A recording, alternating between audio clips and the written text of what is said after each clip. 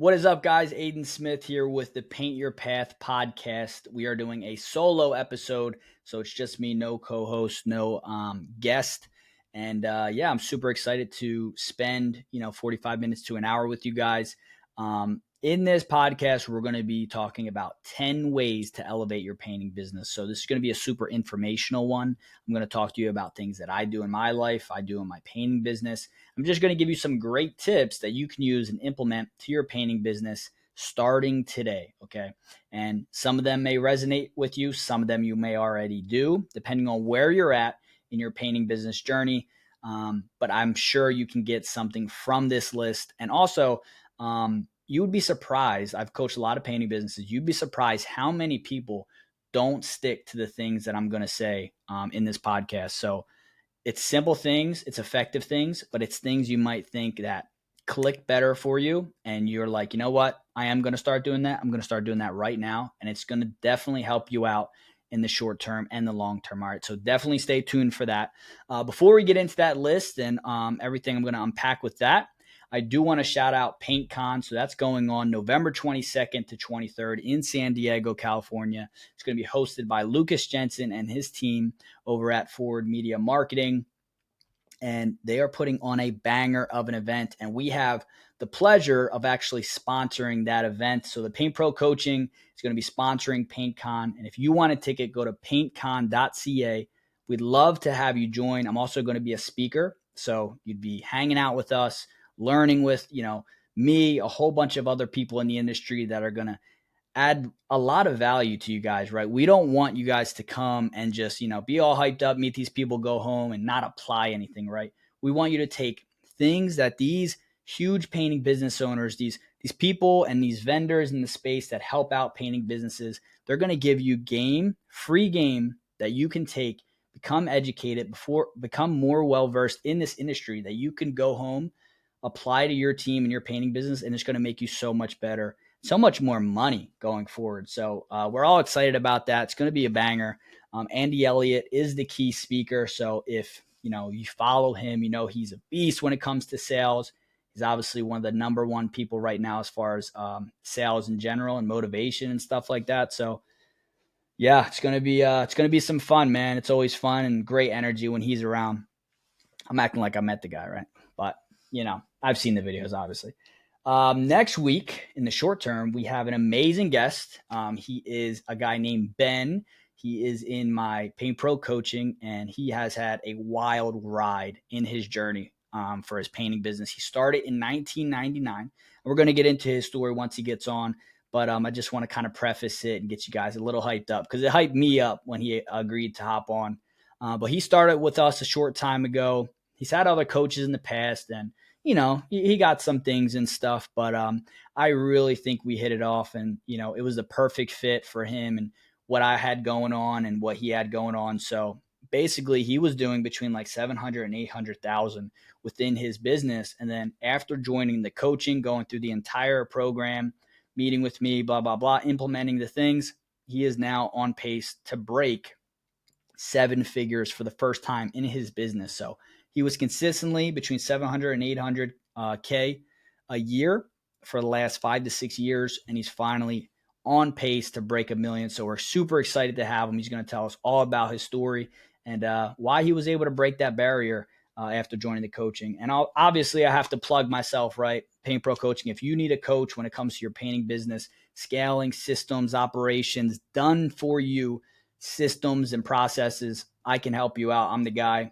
Sales, marketing, we cover it all. It's tailored to your business, and I want to know what you got going on and if I can help. So if you're interested, go hit me up. My Instagram is @PaintProAiden. Send me a DM. I'd love to help. And I'm not going to sell you. I just want to talk, see if I can help. And if there's a good, win-win there, we'll talk about it. So that's the Paint Pro coaching. And then lastly, we have the MVP coaching with my man, Joel Mercado. Joel Mercado Official is his Instagram tag. And if you have a large organization or you don't have the greatest habits in the world, this guy is a beast when it comes to leadership, accountability, making sure that you have habits that are consistent and that you have dialed in production, right? That your numbers are locked in, that you can come out the gates selling, booked up for months on end, He's going to help you out. He is a super genuine guy. I wouldn't be plugging him if I didn't feel so strongly about how he has changed people's lives, how his coaching calls are with his community. Super authentic and just overall amazing human being. So go check him out, Joel Mercado Official. I truly believe what he has going on. I wouldn't start a podcast with another coach if I didn't think that he added value to what I have going on. So shout out to Joel. But let's get to the 10 ways to elevate your painting business. All right, guys. So number one, and I think this is probably the most important one, and it's not really painting business related, but I would say it's just practicing self-improvement, right? So there's so much going on day to day within a painting business. I mean, think about all the times you're driving around, you have to stop at the gas station for food or fast food or whatever the case may be. You're like, damn, I just had 4 back-to-back appointments, nowhere to eat around here. I'm in the middle of nowhere. It can get rough, right? It got to the point of I actually have a lunchbox. If I know I have a bunch of appointments, I'll have a lunchbox, a lunch ready to go. And I'll have that just ready, man, with a freezer pack with my, I've been drinking these Zoa energy drinks. They're horrible for you. I wouldn't recommend it, but like, I just like them. They're like my coffee. I don't have any coffee. I've never drank coffee. So they're like the clean version in my head, whatever. But I've also been locked into Fairlife protein shakes, right? And that's another aspect of self-improvement. Like you need to start working out as well, right? Because you can have more sustained energy when you're on those long car rides and you have all those appointments where you're exerting energy, talking to people, right? That kind of weighs on you, right? When you're doing 4 to 5, 6 appointments a day, you come home and you feel like crap and you're like, damn, like that's a different type of work, right? So working out before you actually go and do a full day's work actually gives you more sustained energy. At first, you might be put in a coma at night, but after a few weeks, definitely after a few months, you are going to be like, damn, I got new life in me. I can still go. I have crazy energy I never had before. I feel better, I have better mental clarity, right? And also when you go to the gym, it kind of forces you to clean up your diet, right? Because you got to have more protein intake to actually get those gains, right? It's good to eat carbs as soon as you get out of the gym so you can kind of get that refresh of energy. So I would say overall, like cut out a lot of the processed stuff, pack that lunch, don't stop at the gas station, try to avoid the fast food, right? Once in a while, everything's good within moderation. But I think if you just practice that self-improvement overall of cleaning up the diet, working out before you start work, and lastly, I want to touch on, which is not associated with health, but it's self-discipline, right? So part of self-improvement is trying to become more disciplined, especially as a business owner. It's our part to kind of hold the fort down and make sure that we're staying consistent with our life, right? So I want to share my own self-discipline list. And the key to this list and what this list is basically it's a promise to yourself of non-negotiables that you have to do every single day. Okay. So every single day, if it's on this list, you have to do it no matter how you're feeling, no matter what's going on, anything like that. And you try and stick to it as best you can. All right. So obviously no one's perfect, but you do this as a good intention to say, I'm going to make a commitment to try and better myself. So I'm going to run through mine, and you don't want to overwhelm yourself, right? Start with 2 things, right? So it could be go to sleep before 11, work out in the morning before work. Okay. Those are 2 things that go hand in hand that will help you with your energy, mental clarity, health, et cetera, et cetera. So here's what mine looks like. Work out in the morning before any work. Okay. Spend an hour with family, right? And I don't mean like, throughout the day, you're obviously around family, but you got to spend time with them, do an activity, play a game, go for a walk, right? Like get that intentional time with them. So you actually know that, hey, I'm dedicating this time slot to family, and that's it. No work, no interruptions, right? It's going to make your personal life way better. And we'll talk about that a little later. Pray before every meal. Spend 30 minutes interacting with people on social media. Reason I do that is because obviously I'm in the relationship business. I'm a coach. There's people I have to support. There's people in my circle that I want to be there for. There's also, I just want to see what's going on, right? And what are on people's minds and how can I stay engaged with them so they know I'm available if they need me. So that goes a long way for what I do. Pray before you go to sleep. We do that as a family every night. And then Sunday is family day, no work. There are times where I'm like, damn, I got to do this for whatever reason. But I try to say, hey, let's go to, we have universal season passes, right? We go, we spend a Sunday there, or we golf as a family, right? We'll just go and drive the golf cart around. So just have something maybe on a Sunday, watch football together, that you just spend time with them, watch a show, have that day that is just for them, whether you go to church, whether you hang out with family, do an activity, try to de-stress from work, decompress. I know some people say, hey, do all these estimates on the weekend, you'll get ahead of a competition. Depending on how you structure your life, right? I have a kid, I have a wife, I have to make sure I'm there for them. So I say all off limits as best I can for work, unless it's a like 100% emergency. So that's my self-discipline list. If you guys can come up with your own, I promise you guys it will go a long way in helping you guys structure your life better. Long term, it's going to pay off, and I can go on and on. Let's get to number 2. So enhance your professionalism. All right. So obviously there are some guys that show up to estimates with paint on their, painter's clothes and shirt untucked and whatever the case may be. And that's all fine. Like, you can do whatever you feel is necessary, but just try to have a little bit of a professional image, right? So this could be as simple as taking professional photos for your marketing, right? Like posts on socials, websites, right? I have marketing pamphlets and on my website, a picture of me. I went out and I hired a photographer and I just said, hey, just want to get some shots with me, my uniform, my branded clothing. Let's go to a nice spot. And that went a long way because I was able to use that for so many different things. So it helps you out with a cleaner appearance. There are guys that will say, oh, show up with the slacks and the polo shirt, the dress shoes, blah, blah. I don't think that's 100% necessary. I think you just need to look decent, right? You need to look presentable. If your company screams professionalism, you should show up as your company says you should, right? And then another thing you can do is pretty easy that a lot of people skip over is an email signature, okay? And some people might be rolling their eyes. Oh, well, email signature is super simple. If you don't have it, you're crazy. You'd be surprised how many people I work with that don't use an email signature. Or it'll say johnspainting@gmail.com. Like, these are the subtleties and the little things that your customers will try and weed out and see you as just like a regular Joe Schmo painter, right? We want to be seen as a company, a high-end company, a professional company that's been doing this forever. I just hired a sub whose branding was amazing. They had an email signature. Their communication was super professional. I was like blown away, but they're trying to be a sub. So I'm like, hey, at least I know they're professional, which is pretty cool. Another thing is proper communication. So like, when you're texting somebody, just make sure you're using commas, capitalization. I know this might sound crazy, guys, but like, I see it all the time. Your work orders, your proposals, we don't want to have misspelled words, non-capitalized things. We want it to look clean, professional. There's a guy actually that I started working with. He's a flipper in my area. And he goes, hey, you're a little bit more expensive than my other guy, but I like you because, I know what I'm getting. You guys do good work. But most importantly, the look of your proposals looks amazing. And I'm a big look guy. He's like, it just looks good. It's broken down. It's nice. It's clean.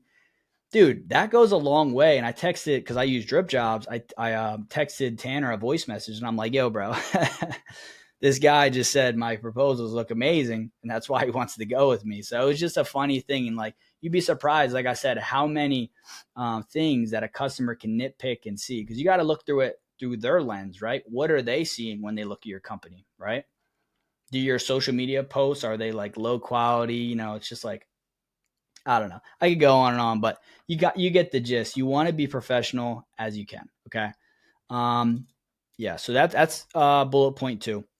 Bullet point 3 is kind of goes hand in hand, right? Like, you want to improve your media presence, right? So you need to look at all your socials, but also look at a local painting company in your area and say, like, how do I stack up against them?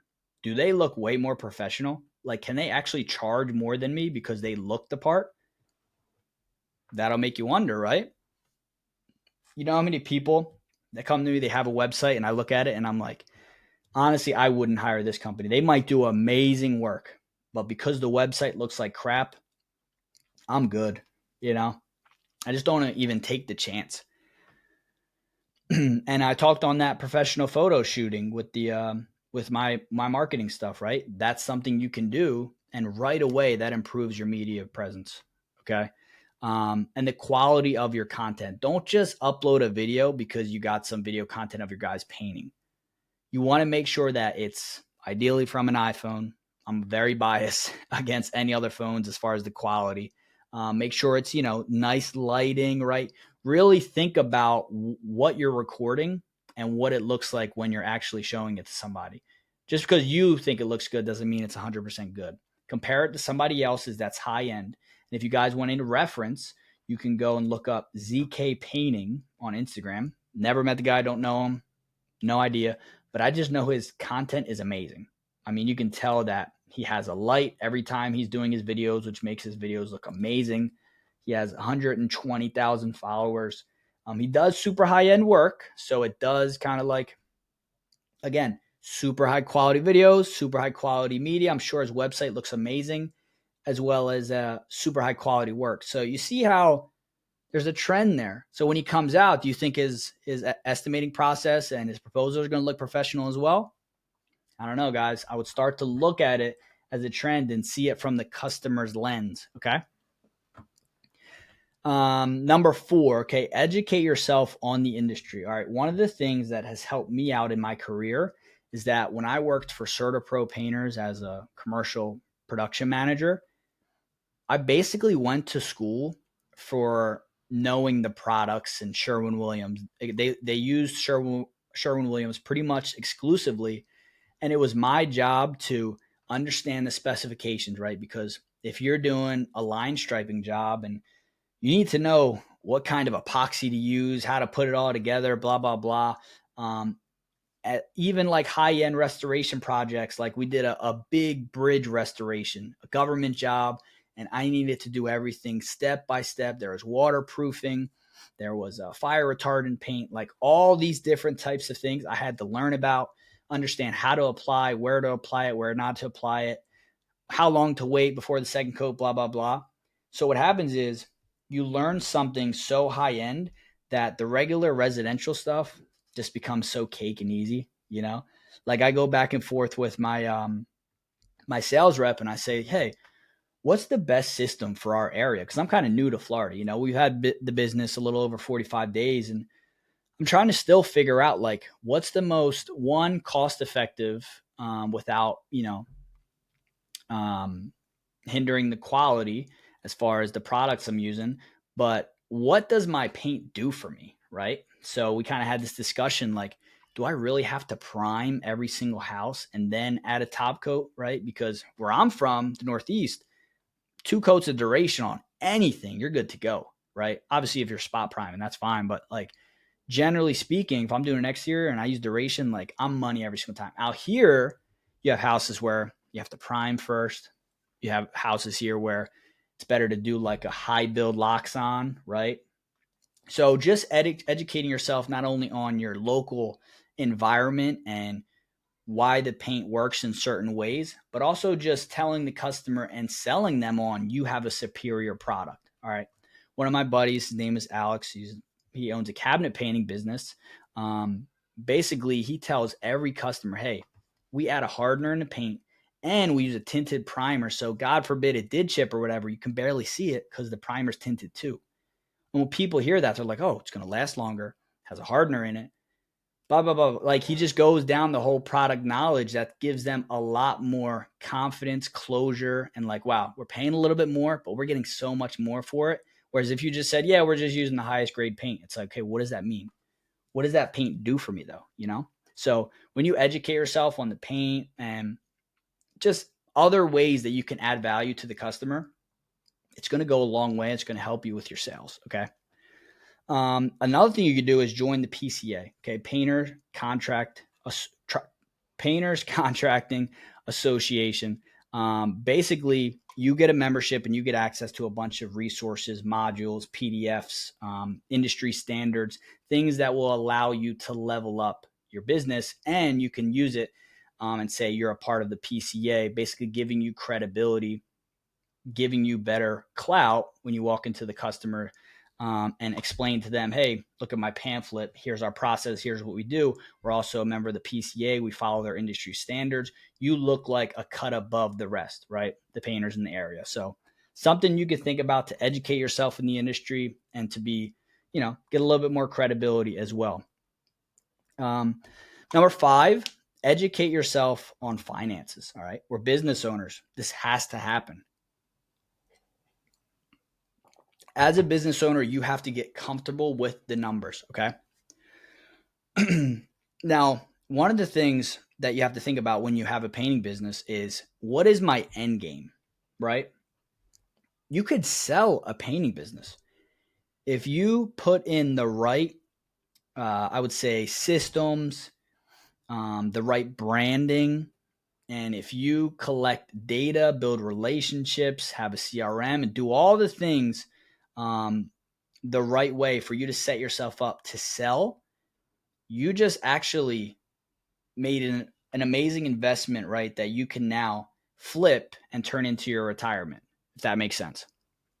You can actually sell a painting business once you get it to a certain point. There's people that get into this game just to sell it. Or you can sell the majority share of it and you still get some retaining income going forward for however long it's open, right?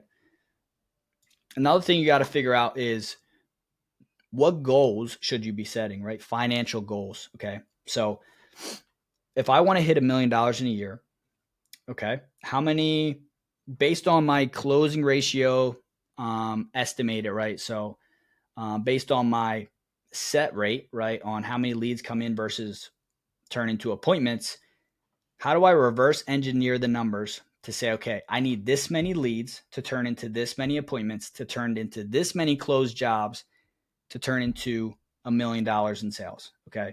When you reverse engineer those numbers, you now become way more educated on how to actually get to that $1 million, rather than just saying, I'm going to throw shit on the wall. I'm going to just spend all this money on Facebook, Google ads, and just see what happens, right? You should definitely have your goals written down and reverse engineered and go on a weekly basis, because monthly is way too long. If you wait a month to recap on your goals and where you're at, it's already too late. If you mess up at all, you're toast, right? So much easier to go week by week to make sure you guys are hitting every single objective you need to hit that yearly goal, monthly goal, weekly goal, right? So definitely set your goals, educate yourself on finances. And honestly, it's as simple as binging YouTube videos. Look up finances for business owners. It'll take you down a rabbit hole of things you can do tax-wise, legally, how to set yourself up in certain ways, certain tax advantages, blah, blah, blah. Ways you can set yourself up to say, I'm going to put money away, so at the end of the year when I owe Uncle Sam, I'm good. Or there's some tactical ways I can reinvest in my business to where I'm not hurting so much with that big bill at the end of the year. So definitely make sure you're prepared, get used to your numbers, set goals, reverse engineer them, and set weekly goals so you can make sure that you're actually setting a path to reach your goals, okay? Number 6, set standards within your company, okay? Now this you can go a lot of ways with. You can go very in depth. This is a whole podcast in itself, honestly. But I'm just going to go over 3 things that I know, that I do, and that I think everybody should do. All right, set your core values, okay? And these can change, but this should be just 3 to 5 things that you and the company live by, stand by, and everything that happens in the company goes through these core values, and it's like a funnel. If you're hitting them and you made a decision, but you took all of them into consideration, you're good to go. All right. For me, core values are professionalism, teamwork, and deliverance, right? Deliverance, it's a little funky one, but I'm a Christian, so I try to make sure I involve a little bit of that into my business. But deliverance is also like, I want to set you free from having to work with any other painting company and having any other nightmare story that I hear about all the time, because you're going to work with me. You don't have to worry about another painting company ever again, right? So when we do our final walkthroughs, you're 100% satisfied. We have you come back again for an estimate. You're going to get that same consistent pricing.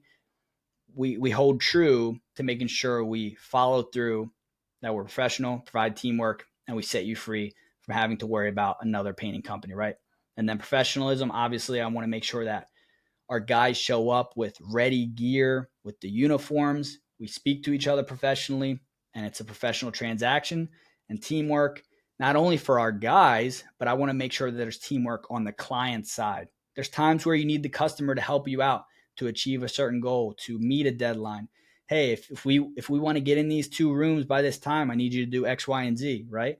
I need my customer to be on the same page as well. And that's something that I cover in my sales process, which is pretty cool. Standard procedures. What do you do on your actual jobs that everybody falls in line with, right? What are my subcontractors or my employees expected to do every single job? So for interiors, we take the outlet covers off, we fill any nail holes, we match the texture, we caulk anywhere that's necessary, that's not excessive, right? Excessive caulking, I would obviously take care of, but I'm talking standard prep. We cover anywhere we're painting, and if we're spraying, we cover everything, no matter what. All right. And even I get as detailed as when I put my outlet covers back, the screws go vertical. Okay. That's just something that small details that they can know. This is going to look clean at the end of the job, and you're going to know we did a great job. Okay. So go to your interiors, your exteriors, your cabinet painting projects, and maybe just type up a document of all the things you want done on the projects and go over with your team in a weekly meeting to make sure that's getting all done. And eventually it'll become like clockwork. You don't even got to check on them anymore. You know, every single thing's getting hit. And there's so many ways you can go with that. And then I just touched on weekly meetings. You need to go and have the standard of setting weekly meetings to revise what's going on in the company. Who's doing great? Who earned a bonus? Who needs to be acknowledged for working a little late, right? Pleasing the customer, getting that great review, or vice versa. Who's slacking? Who's the guy we have to have a conversation with? Who spilled the paint, right? It doesn't matter, but you have to make sure that every week you're meeting with everybody, whether it's a team meeting or individual, to make sure you're going over what's happening in the company so everybody's on the same page. And you even could talk about some like company things that you're doing, right? Hey, going forward, everybody gets sander, right? An Eka sander, whatever it is. So like those are ways that you guys can connect, have a breakfast, whatever it is, and just do something with the team, build that camaraderie. And it goes a long way, these weekly meetings. So I highly suggest them. All right, guys. Hope you guys are getting some value from this. We got 4 left, 7, 8, 9, 10. And I would say number 7 is market more. Okay. Start running ads. If you don't run ads yet, you need to start running ads. And you don't have to hire a company. If you do, obviously Lucas Jensen, Forward Media Marketing, he'll crush it for you. There's a few others out there that are awesome, but honestly, you could figure this out on your own. The problem is having the time to do so, right? You need to go research on YouTube, learn the skill, blah, blah, blah. But if you have an ad and tweak things and just try some things out and find a money one, it'll go a long way. And sometimes ads can help out with just the clout of you getting in front of somebody, right? So for example, there's times where I'll go out to a customer to do an estimate and they'll be like, hey, you're the guy on the video. Oh, what's up, man? You're a celebrity. What's up, bro? Thanks for coming out. And like, that makes you feel good that, people are connecting with you. They feel like they know you already before you get out there. So even though the metrics on the ads, they didn't fill out, the form or whatever you have going on through that actual link, but they're seeing you, they're hitting you, and it's just a matter of time before they actually go through and request that estimate. So it's pretty cool to see that. Another thing you can do is order lawn signs. These are super underrated, right? You plant them in spaces. Obviously, every job, you want to make sure you have a lawn sign, but like you can place them really on every, large highway that allows it, right? Large corner intersection that allows it. So, and think about this, guys. Don't ever worry about, is it legal to put a lawn sign somewhere? Think about all the politicians that put up their lawn signs, all right? So I don't care what nobody says about lawn signs. Unless it's like an HOA and they'll take them down and stuff like that. don't worry about putting your lawn signs up and feeling like you shouldn't be. All right. Because these politicians are ruthless. All right. And then also get creative with your marketing. You can have pamphlets for exterior painting, right? And one of the things you can do is offer like a free garage door, right? We all know garage doors probably take like 3 hours tops for 2 coats. It's pretty quick. You can actually say with every full exterior house painting, we're going to throw in a free garage door, right? So those are some of the creative things you can do, test out, see what works. The importance is of just continuously marketing, all right? So definitely stay consistent with that. Number 8, how can I improve? Just asking yourself that simple question. How can I improve? Can I use better products? Can I have better knowledge of what I'm doing? Can my guys be better? Can we add extra processes that make sure that the job gets done? Maybe you do a daily checklist of, hey, every single day they do X, Y, and Z, or upload photos to software like Company Cam, right? That allows you to see their progress for the day. What are some ways that you can improve, right? How can you maybe revamp your marketing like we talked about, right? What if my website doesn't look the best in the world? It was done by kind of like maybe a freelancer or one of my cousins that did my website. Maybe I pay a specialist who specializes in high-end websites and get them to revamp my website and just improve it. It's not like the craziest improvement ever, but you'd be surprised when you go from like decent, passable to elite, high-end, what difference that can make with your sales, incoming leads, and the actual clout you have walking into a sale. So definitely something you should do. And also invest in education, sales, skills, coaching like myself, right? There are a ton of programs out there that'll help you in individual areas. I just launched a estimating bootcamp. So anybody that's interested in learning how to systematically do interior or exterior estimates, that's something that you can learn a skill on. It's going to cost you a little bit of money because it's going to make you a lot of money, but it's now a skill that you can say, wow, I can go into this commercial estimate and know that I can put together a real bid, an accurate number I'm going to make good margins on that I feel really good about. So there's something there, and there's other, besides that, other programs you can go into. There's a ton of sales ones. So just continuously think about how can I invest in myself and my education to improve. Okay. Got 2 more guys staying with us. All right. We're 32 minutes in. Let's go.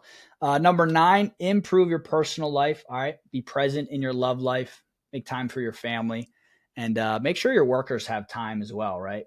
We actually just got done like 6 straight days of working. Called my sub up, and he likes to work the weekends. He's crazy. I said, bro, do you want to work this weekend? I was like, are you sure? Do you need off? You good? Like, I just want to make sure that we're on the same page. He doesn't feel like I'm forcing him and trying to squeeze the life out of him. And there are times where he'll be like, look, I need Monday off. Totally fine, bro. No problem. I'll call a customer and make sure she knows. But like, you need to make sure that everybody has their personal life in check, right? So financially, they're good. Spiritually, they're good. They have that time. They don't feel like they're being worked to death. And as well as your own, there's times where we get hit with so many things. I mean, think about it. I have a coaching business. I have CCU for cabinets. I got 2 painting business. Like, bro, if you think you got it busy, bro, I got it really busy. All right. So for me, I need that self-discipline list. I need these things that are going to help me sustain that energy. I need these good people around me, and I got to block out the noise. Sometimes I turned off my Snapchat notifications.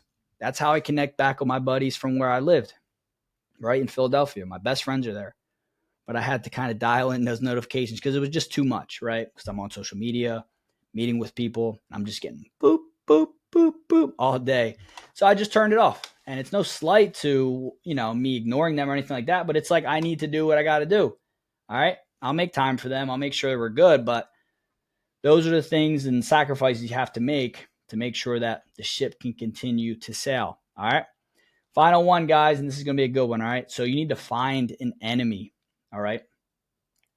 So I read a book from Patrick Bet-David called Choose Your Enemies Wisely. And it just talked about 1, business planning, but 2, you need a fire under you and somebody that you feel like you need to be better than. That is some of the best motivation that's going to allow you to conquer whatever industry you're in. Obviously, I'm talking to painting professionals, but if you're in any other industry, I mean, take all of this advice and run with it. But also, finding an enemy is extremely important. And I'm not talking about you hate this person, right? I'm not talking about you have to resent this person, but I just mean you need to find a competitor in your area and say, I'm going to be better than you. Not in a malicious way, not in a trying to undercut you, whatever. But I'm going to work on myself and be the best business I can be. My guys are going to be so on it. I'm going to spend my money on marketing where I need to, work on self-improvement, go through all the things I just ran through to make sure that I can eventually beat you. Okay. So make it your mission to be better than this company, beat them in any way you can, but don't do it maliciously. This is just like business wise. We're trying to beat them. We're trying to sell more than them. We're trying to land more jobs than them. We're trying to outgrow them, have more of an impact than them in a nice business way. All right. And try to make somebody proud as well. All right. So that's not part of finding an enemy, but it's that motivation you need, kind of like that. Right. So if I can say, hey, the reason I want to blow up this coaching and this painting business and all that is to make my family proud, make sure my son doesn't have to worry about, what's going on with daddy and blah, blah, blah, or my mother who's going through it, in certain ways in her life, that I know that I have an out for her to make sure that eventually I can take care of her. That's motivation, right? It's going to keep me pushing, keep me making impacts on people's lives so I get value and that we all, continue to level up. So look up a competitor in your area, try and beat them, make it your mission to beat them, and try to make somebody proud. That motivation will go so much farther than just trying to get to a certain number or trying to hit a certain mark in your business. Have some real motivation and purpose for what you're doing, and you will go and you will win, you will crush, guys. So I hope you got something from this. All right. And like I said, guys, PaintCon November 22nd and 23rd in San Diego. And next week, we're going to have an awesome guest. So I appreciate you guys tuning in, and I'll talk to you soon.